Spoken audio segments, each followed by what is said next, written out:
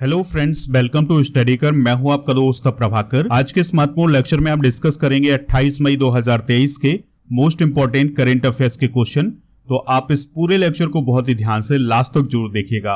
पहला क्वेश्चन है, मेगा योग महोत्सव का आयोजन कहाँ किया गया है? तो इसका आयोजन हैदराबाद में किया गया है। तो तेलंगाना की कैपिटल हैदराबाद में मेगा योग महोत्सव का आयोजन किया गया, लेकिन हैदराबाद में किस स्थान पर किया गया? Morarji Desai national institute of yoga के एनसीसी परेड ग्राउंड में योग महोत्सव का आयोजन किया गया है। दोस्तों, इसकी मुख्य अतिथि कौन थी? तेलंगाना की राज्यपाल डॉक्टर तमिलिसाई सौंदरराजन। अब एक सवाल आता है कि पुदुचेरी की उपराज्यपाल कौन है? तो वो है डॉक्टर तमिलिसाई सौंदरराजन, यानी इन्हें पुदुचेरी का भी अतिरिक्त प्रभार दिया गया है।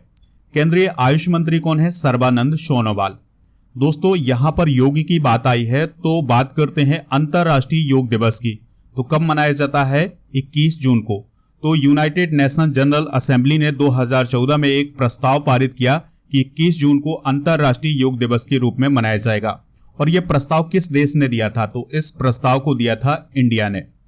हाल ही में हुए कुछ प्रमुख सम्मेलन और बैठकें भी डिस्कस करते हैं। तो G7 शिखर सम्मेलन का आयोजन जापान के हिरोशिमा शहर में किया गया है, और वहीं पर क्वाड देशों का भी शिखर सम्मेलन हो गया है। ठीक है, क्वाड में कौन कौन से देश शामिल हैं? तो इसमें अमेरिका, इंडिया, जापान और ऑस्ट्रेलिया शामिल हैं। छठवां हिंद महासागर सम्मेलन ढाका बांग्लादेश में आयोजित किया गया है। इसके अलावा 42वां आसियान शिखर सम्मेलन इंडोनेशिया में हुआ है।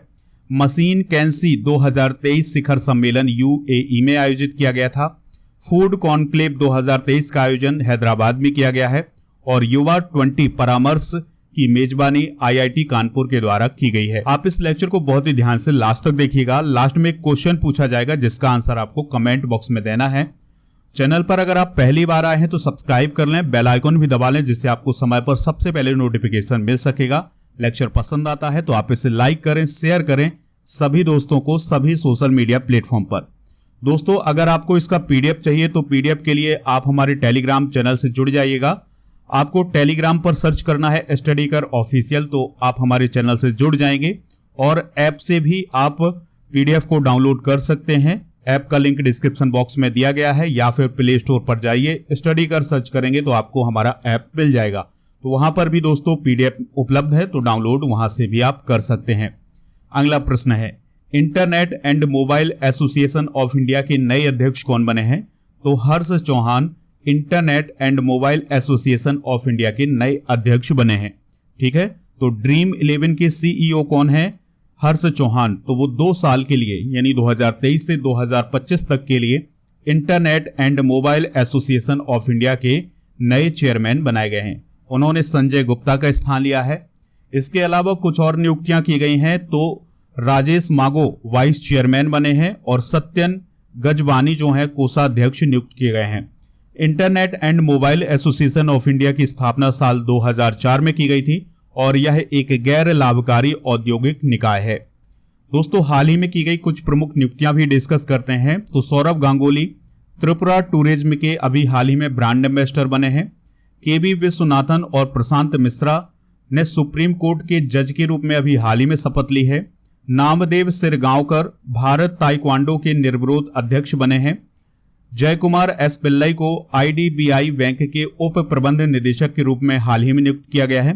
भावेश गुप्ता पेटीएम के COO के रूप में नए अध्यक्ष नियुक्त किए गए हैं। UPSC के चेयरमैन पद की शपथ अभी हाल ही में मनोज सोनी ने ली है। प्रवीण सूद को CBI का नया निदेशक नियुक्त किया गया है, और ट्विटर की नई CEO बनी है लिंडा याकारिनो। अगला प्रश्न है, राष्ट्रीय बाघ संरक्षण प्राधिकरण यानी NTCA ने चीता परियोजना संचालन समिति का गठन किया है। इसके अध्यक्ष कौन है? तो इसके अध्यक्ष हैं राजेश गोपाल। दोस्तों, समिति जो है पर्यावरण, वन और जलवायु परिवर्तन मंत्रालय के तहत काम करेगी, और ग्लोबल टाइगर फोरम के महासचिव हैं राजेश गोपाल। तो वो इस समिति के अध्यक्ष बनाए गए हैं। देखिए, अब इस समिति का निर्माण क्यों किया गया है? जो अभी हाल ही में 6 चीतों की मौत हुई है, उसके बाद इस कमेटी को बनाने का फैसला लिया गया है कि जो चीते हैं उनका जो प्रोजेक्ट चल रहा है उसकी देखभाल की जाए, उनको किस प्रकार की जरूरत है, और दोस्तों किस प्रकार के प्रावधान किए जाने चाहिए उनको बचाने के लिए। तो इसके लिए ये कमेटी बनाई गई है। अध्यक्ष जरूर याद रखिएगा कौन है? राजेश गोपाल हैं। दोस्तों बात करते हैं राष्ट्रीय बाघ संरक्षण प्राधिकरण की, यानी नेशनल टाइगर कंजर्वेशन अथॉरिटी की। तो इसकी स्थापना दिसंबर 2005 में की गई थी। इसका उद्देश्य है प्रोजेक्ट टाइगर और भारत के कई टाइगर रिजर्व के प्रबंधन को पुनर्गठित करना। अब आपको कमेंट बॉक्स में बताना है कि प्रोजेक्ट टाइगर किस वर्ष शुरू किया गया था। अब यहां पर बात आई है दोस्तों चीता की। तो चीते भारत में किस राष्ट्रीय उद्यान में पाए जाते हैं? तो कुनो राष्ट्रीय उद्यान में पाए जाते हैं। तो चलिए बात करते हैं कुनो राष्ट्रीय उद्यान की। तो यह मध्य प्रदेश में स्थित है और मध्य प्रदेश के शिवपुर और मुरैना जिले में फैला हुआ है और 1981 में यह एक वन्यजीव अभ्यारण्य के रूप में स्थापित किया गया था। 2018 में इसे नेशनल पार्क का दर्जा दिया गया था। अगला प्रश्न है नीति आयोग गवर्निंग काउंसिल की 8वीं बैठक की अध्यक्षता किसने की है? तो इसकी अध्यक्षता की है प्राइम मिनिस्टर नरेंद्र मोदी ने और ये बैठक जो है दिल्ली के प्रगति मैदान के नए कन्वेंशन सेंटर में आयोजित की गई थी। थीम क्या है इसकी? विकास भारत एट 2047 टीम इंडिया की भूमिका। यहां पर दोस्तों प्रधानमंत्री के अनुसार टीम इंडिया का मतलब है भारत के विभिन्न राज्यों के मुख्यमंत्री। तो दोस्तों बात करते हैं नीति आयोग की। तो यह भारत सरकार का प्रमुख थिंक टैंक होता है जिसका गठन हुआ था 1 जनवरी 2015 को। इसके अध्यक्ष होते हैं प्राइम मिनिस्टर। तो वर्तमान में प्राइम मिनिस्टर मोदी इसके अध्यक्ष हैं। उपाध्यक्ष हैं सुमन बेरी और इसके सीईओ हैं VVR सुब्रमण्यम। तो दोस्तों नीति आयोग का फुल फॉर्म आपको कमेंट बॉक्स में जरूर बताना है। तो ये क्वेश्चन है आपके लिए, नीति आयोग का फुल फॉर्म क्या होता है। अगला प्रश्न है किस राज्य में नमक की गुफाओं में केंद्र सरकार ने रणनीतिक पेट्रोलियम भंडार बनाने की योजना बनाई है? तो ये योजना बनाई गई है राजस्थान में, यानी राजस्थान में जो नमक की गुफाएं हैं वहां पर पेट्रोलियम भंडार बनाया जाएगा। अभी तक ये अमेरिका और अन्य देशों में किया जाता था, लेकिन अब भारत भी इस प्रकार का काम कर रहा है कि नमक की गुफाओं में पेट्रोलियम रिजर्व किया जाएगा। दोस्तों भारत ने नमक की गुफाओं को बनाने और इसमें अंडरग्राउंड स्ट्रेटेजिक पेट्रोलियम रिजर्व बनाने का प्रयास शुरू किया है। राजस्थान के कुछ इलाकों में जमीन के नीचे नमक का भंडार है, इसलिए केंद्र सरकार ने इस राज्य को इस जगह को चुना है। अब ये क्यों जरूरी है स्ट्रेटेजिक ऑयल रिजर्व? तो दोस्तों रूस यूक्रेन युद्ध के बाद क्रूड ऑयल की कीमत बढ़ी है। भले ही भारत को रूस से सस्ता तेल मिल रहा है, लेकिन इस युद्ध ने भविष्य की अनिश्चितताओं का भी इशारा किया है। देखिए अब यहां पर थोड़ा मामला समझिएगा। देखिए रूस और यूक्रेन का युद्ध हो रहा है, रूस से हम कम कीमत पर ऑयल खरीद रहे हैं, लेकिन आने वाले समय में कैसी स्थिति बनती है पेट्रोलियम को लेकर? तो हमें पेट्रोलियम पदार्थ बचा कर रखने होंगे। अब बचाएंगे कहां? तो इन्हीं नमक की गुफाओं में इस पेट्रोलियम पदार्थ को बचाया जाएगा। ठीक है, अब सवाल उठता है कि क्या नमक पेट्रोलियम पदार्थ में घुलता नहीं है, मिलता नहीं है? तो इसका आंसर होगा हाँ, ये जो नमक है पेट्रोलियम पदार्थों में मिलता नहीं है, उसमें घुलता नहीं है, इसलिए उसको नमक की गुफाओं में रिजर्व किया जाएगा। ठीक है, आशा करते हैं कि यह बात आपको समझ में आ गई होगी। बात करते हैं पेट्रोलियम मंत्री की। तो वो कौन है? हरदीप सिंह पुरी हैं। अगला प्रश्न है अमेरिका ने किस देश के साथ नेवल एक्सरसाइज टाइगर शार्क 40 किया है? तो दोस्तों एक नेवल एक्सरसाइज है, नाम है उसका टाइगर शार्क 40। तो इसका आयोजन अमेरिका और किस देश के बीच हुआ है? तो ये हुआ है बांग्लादेश के बीच। तो यह नौसेना अभ्यास बांग्लादेश के चट्टोग्राम में स्थित VNS निर्भिक में किया गया है। इसका प्रमुख उद्देश्य है दोनों देशों की रणनीतिक क्षमताओं को बढ़ावा देना। इसके अलावा दोनों देशों की जो तकनीकी जानकारी है उसका आदान प्रदान करना। देखिए भारत अमेरिका के साथ कौन कौन से अभ्यास करता है? तो वज्र प्रहार, ठीक है, ये भारत और अमेरिका के बीच होता है। टाइगर ट्रायम्फ युद्ध अभ्यास और युद्ध अभ्यास नामक जो युद्ध अभ्यास है वो भी भारत और अमेरिका के बीच होता है। और मालाबार युद्ध अभ्यास भारत, अमेरिका, जापान और ऑस्ट्रेलिया के बीच होता है। तो ये कुछ प्रमुख युद्ध अभ्यास भी आप नोट कर लीजिएगा। अगला प्रश्न है यूपीएससी के सदस्य के रूप में किसने शपथ ली है? तो अभी हाल ही में सुमन शर्मा ने यूपीएससी के सदस्य के रूप में शपथ ली है। उन्हें शपथ किसने दिलाई है? तो यूपीएससी के जो अध्यक्ष हैं डॉक्टर मनोज सोनी, तो उन्होंने पद और गोपनीयता की शपथ दिलाई है। बात करते हैं यूपीएससी की। तो इसका फुल फॉर्म होता है यूनियन पब्लिक सर्विस कमीशन, जिसकी स्थापना 1 अक्टूबर 1926 को हुई थी। मुख्यालय नई दिल्ली में है और भारत के संविधान के अनुच्छेद 315 के तहत इसे संवैधानिक निकाय के रूप में स्थापित किया गया है। नेक्स्ट क्वेश्चन है किस राज्य में हमर सुघर लायक अभियान शुरू किया गया है? तो यह छत्तीसगढ़ में शुरू किया गया है। छत्तीसगढ़ के मुख्यमंत्री हैं भूपेश बघेल, तो उन्होंने दुर्ग जिले के सांकरा में भरोसे का सम्मेलन कार्यक्रम के दौरान हमर सुघर लायक अभियान का शुभारंभ किया है। देखिए, अभी छत्तीसगढ़ में एक सर्वेक्षण किया गया था, सर्वे किया गया था, जिसमें 1800 कुपोषित बच्चों की पहचान की गई है।